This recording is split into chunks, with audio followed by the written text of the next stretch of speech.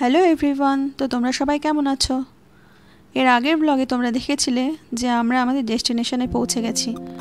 তো আমরা এখন রাস্তা ধরে যাচ্ছি আমাদের হোটেলের উদ্দেশ্যে। কিছুক্ষণ পরেই আমরা আমাদের হোটেলে পৌঁছে যাব। এই যে আমাদের হোটেলটা বাইরে থেকে দেখতে বেশ সুন্দর। আমরা এখানে দুদিন স্টে করব।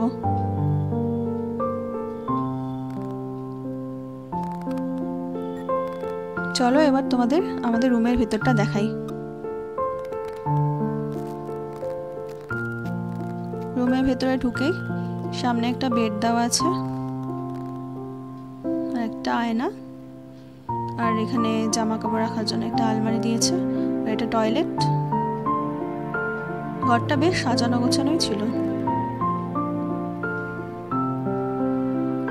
আর এখানে বসার জন্য একটা সোফা আছে আর একটা টেবিল দিয়েছে। আর এই দরজাটা খুলে বাইরে একটা ব্যালকনি আছে। এই দেখো, ব্যালকনি থেকে কি সুন্দর ভিউ দেখা যাচ্ছে। এখন সন্ধ্যা হয়ে গিয়েছে। তো আজকে হচ্ছে নেক্সট মর্নিং। হ্যাঁ, তোমরা দেখে নিশ্চয়ই বুঝেই গেছো যে আমি কোথায় এসেছি। হ্যাঁ, আমরা এসেছি ভারতের ভূস্বর্গ কাশ্মীরে। আর এই মুহূর্তে আমি ডাল লেকের ধারে, শ্রীনগরের ডাল লেকের ধারে হাঁটছি সকালবেলা। বেশ সুন্দর লাগছিল শিকারাগুলোকে দেখতে, কি সুন্দর সারি সারি করে দাঁড়িয়ে আছে। আর এই যে দেখো হাউস বোট, কত হাউস বোট, যেদিকেই চোখ যায় সেদিকে শুধু হাউস বোট। দেখি হাউস বোটে আমরা এবার থাকতে পারি কিনা, যদিও হাউস বোটের বুকিং আমরা করে আসিনি।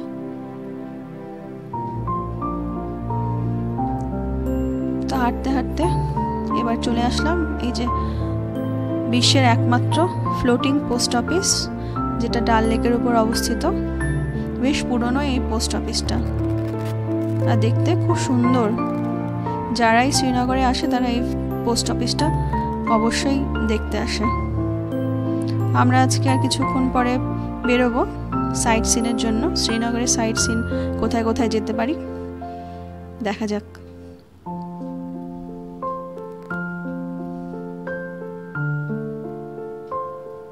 আমরা আমাদের হোটেলে চলে এসেছি।